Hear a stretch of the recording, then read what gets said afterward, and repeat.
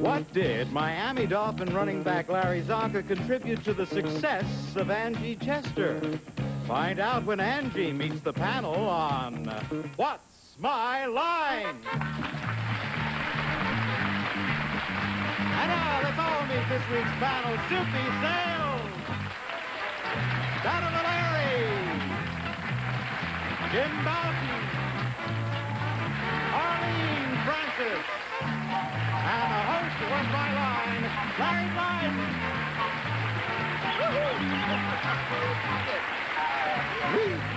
Well, here we are once again with What's My Line.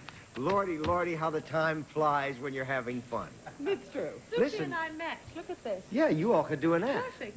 You have the hats and canes. You could do the whole thing. We're not doing either. Well, listen. We're terrific. Is our first challenger ready? Well, then, would our first challenger ready and sign in, please? I like that first show. Angeline Chester.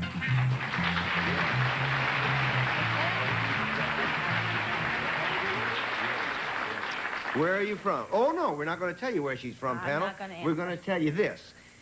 She is the proud possessor of an international title, and we will show the audience what her title is.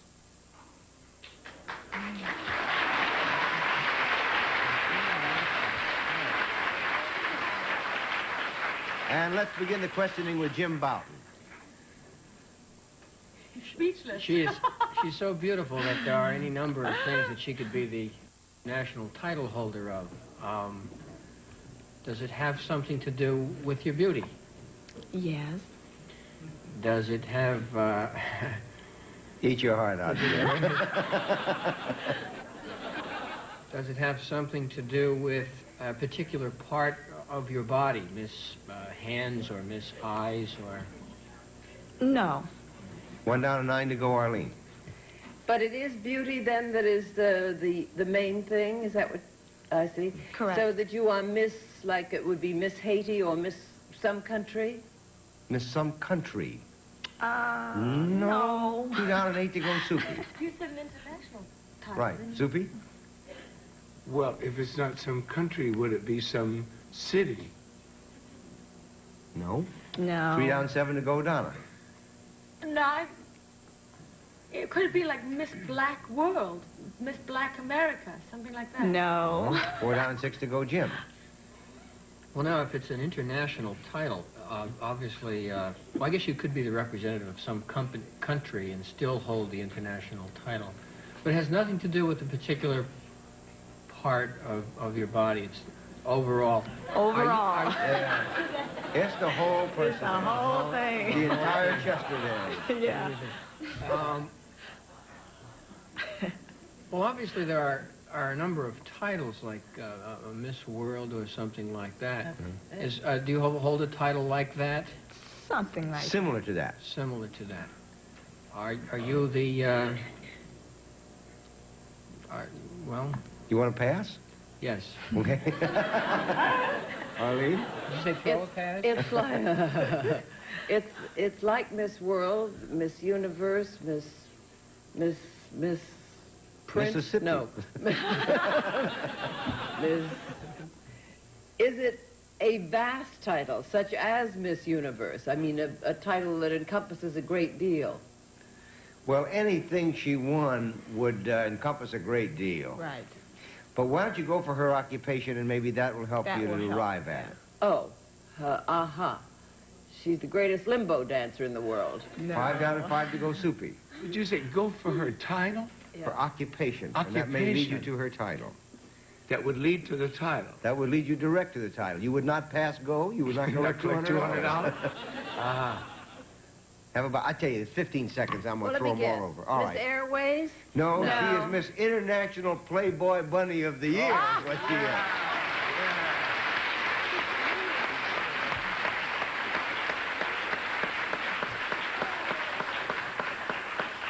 They didn't want to say you're from Chicago, I guess, right? Right. And they didn't want to say that because I guess they thought it would give it away, but it wouldn't have given it away to me.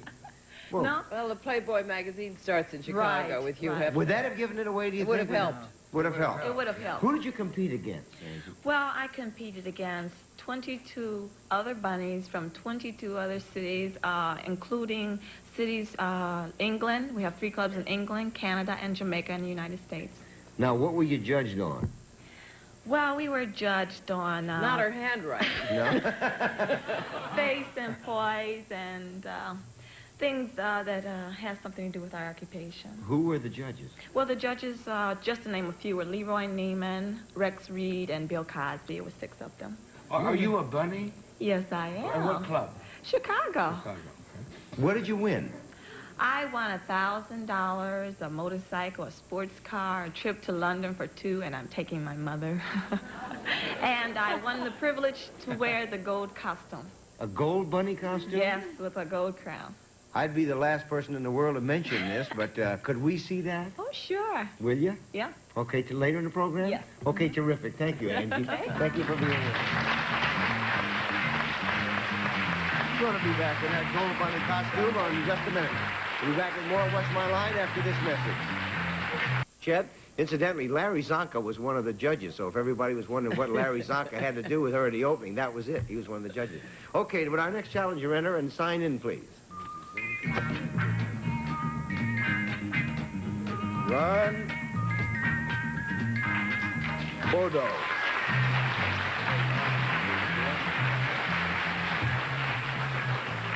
Where are you from? Menominee, Wisconsin. Okay, panel, this is the rough material from which Ron makes his product. We'll show the audience what the product is. Let me just turn this around.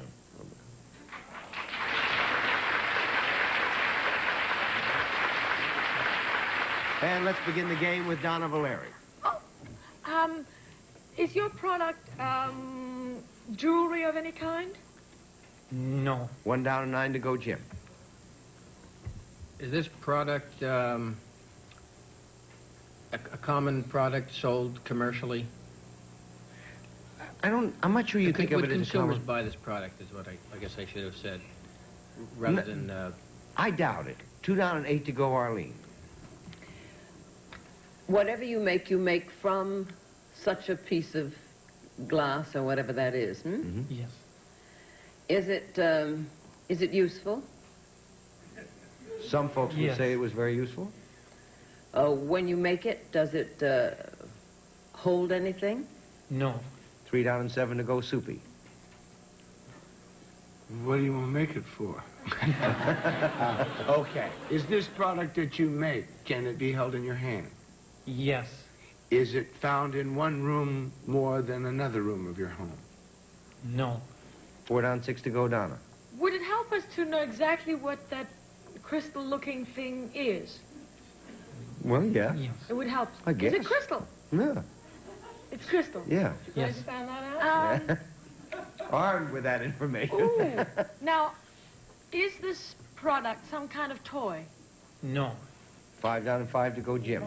Well, the fact that it's not found in the home, and also not sold normally to consumers, would lead me to think that that you produce something for somebody that makes something else out of it. In other words, you supply a component for a wristwatch or a part of a larger product. No. Is that true? No. 6 down and I 4 to know go, it. Arlene.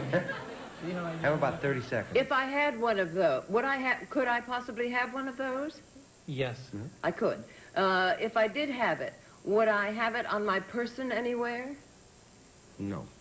7 down and 3 to go, Soupy. Would it ever be found on an automobile? No. No. 8 down and 2 to go, Donna. How about in a chemical plant? 9 down and 1 to go, Jim. Well, I tell you, the time is really up. Does anybody have a notion? Not a paperweight or anything like No, that. he makes crystal balls for fortune telling.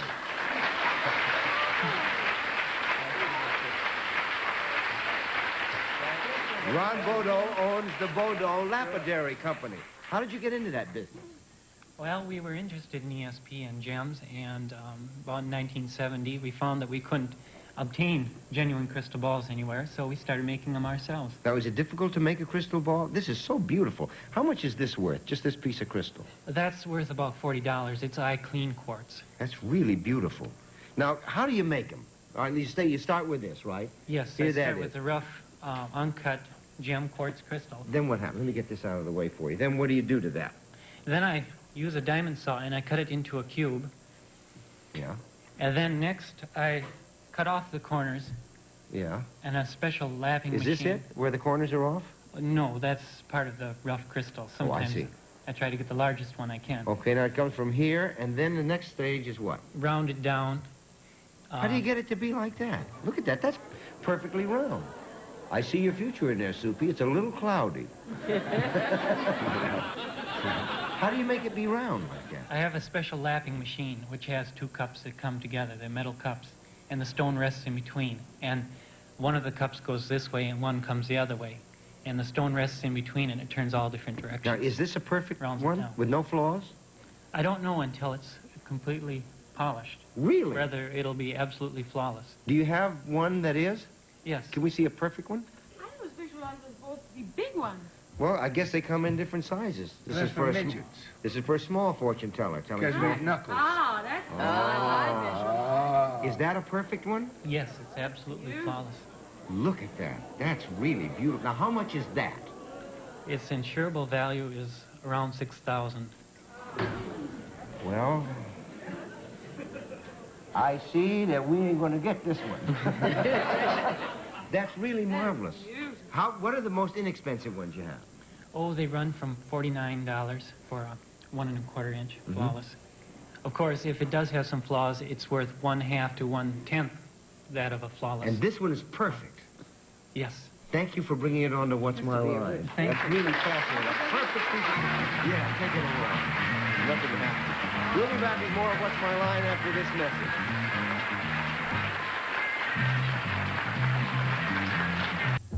We're back with our next challenger. Enter and sign in, please.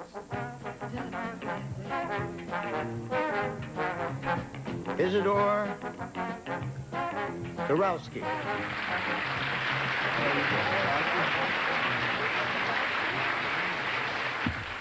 Where are you from, sir? Valley Stream, Long Island. Okay, panel. Isidore Tarowski is in the mail order business and will show the audience what he sells.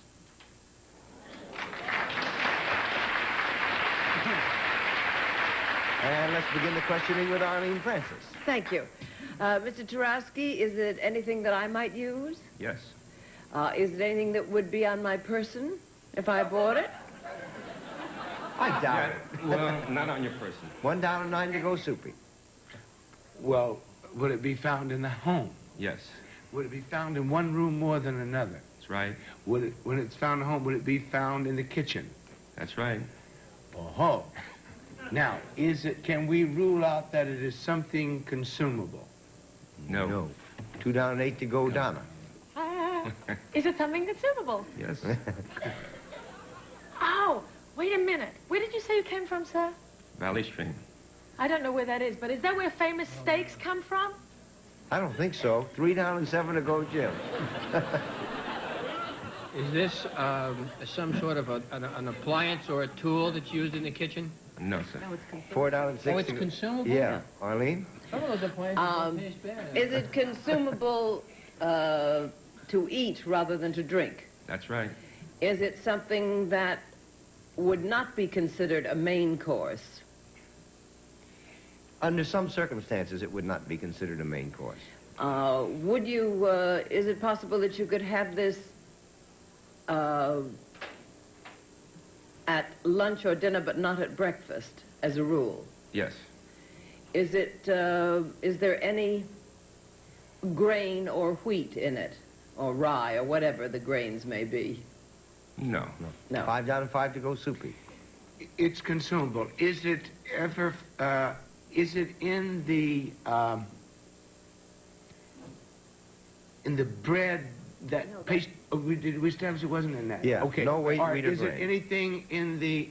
Is it liquid of any kind? No, sir. No. $6.04 to go, Donna. Is it dairy? No. $7.03 to go, Jim. Is this product come in a can? No, sir. $8.02 to go, Arlene. Doesn't come in a can. Does it come in a container that looks like either glass or plastic? We'd have to say no, I think. No. Doesn't come 9 in down, 1 to go. Could we have a Soupy? few seconds here? No, talk? not really, because we're out of time. Does anybody have any guess at all? Turkey. Well, you left out meat altogether, and what it is mail order salami.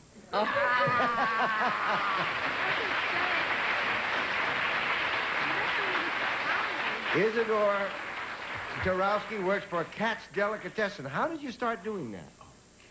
How did you start? Back in the Second World War, I was in the Pacific as a B-29 pilot, and Lenny Katz was in Europe. My dad used to send us salamis. Yeah. And the customers used to ask my dad, what can we send our sons? He says, well, I send my son a salami. So we became Son of Salami, the boy in the army. That's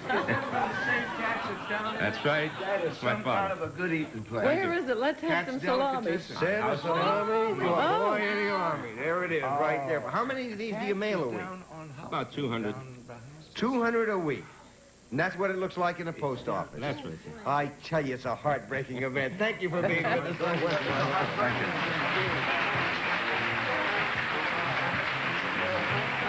We'll be back with more of What's My Line after this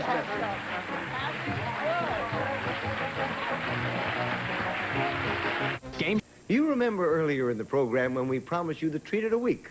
So here, folks, is your average solid gold bunny costume, and it's worn by International Playboy Bunny, Angie Chester.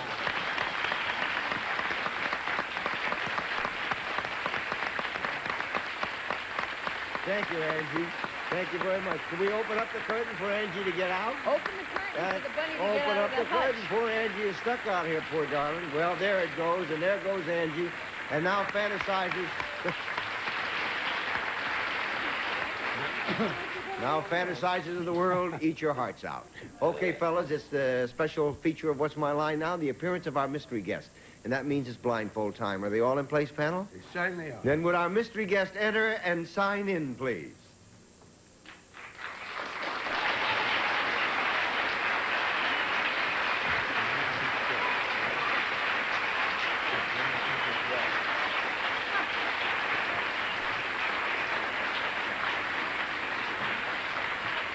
Okay, panel, we go one question at a time. Face law prevails. You have roughly 2 minutes, and let's begin with Soupy Sales. Thank you, mystery guest. Would we find your names, your name, on the entertainment section of the paper?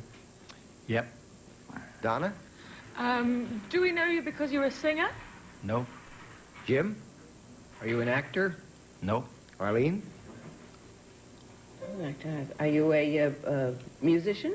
Yep. Soupy? Oh, I heard a piano key. Do you play the piano? Yep.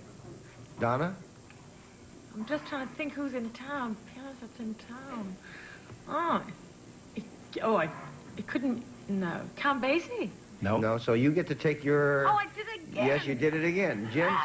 So you're out. You have to take your mask off. Jim? Do you play another instrument besides the piano? Nope. Arlene? Oh, Lordy.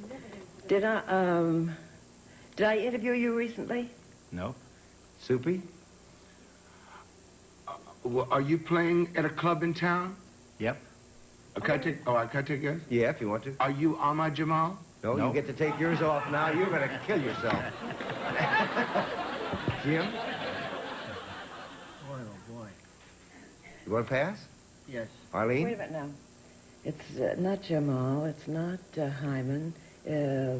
Is it Teddy Wilson? Teddy Wilson is the name of the game. Yeah, they got it.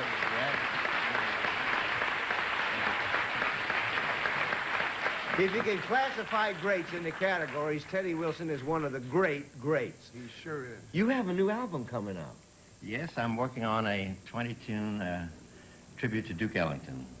I have 10 sides with piano alone and 10 sides with rhythm section for Cadence Records. Now, when you finished playing, when Benny Goodman closed the band down, you went to Juilliard as a teacher. Yes. What did you teach there? I taught jazz improvisation on the piano. But how can you teach that? Well, you teach devices and little tricks and runs and patterns that fit the various chords. And the creative thing you work with two pianos, where the student takes turns accompanying me, and I would take turns accompanying the student. We take one song and work on it for maybe 10 minutes. If I was a piano player and you would play with me, I would go bananas. But not being a piano player, would you play without me? Well, sure. Oh, is that gorgeous? You're on. So, yeah, Bobby, what about Kenny, except I couldn't find anything like that. Yeah. Then anything better than this?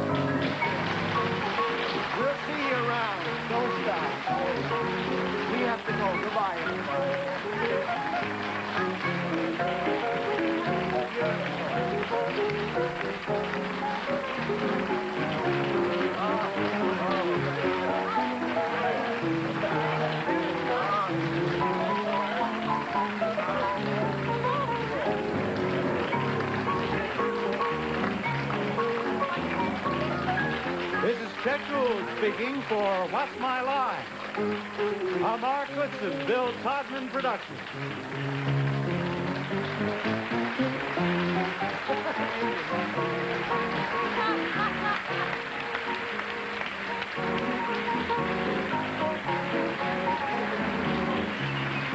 This program was recorded.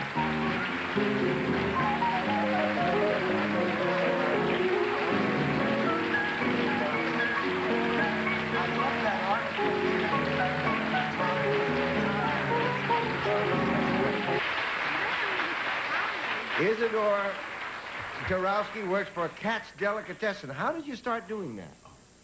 Well,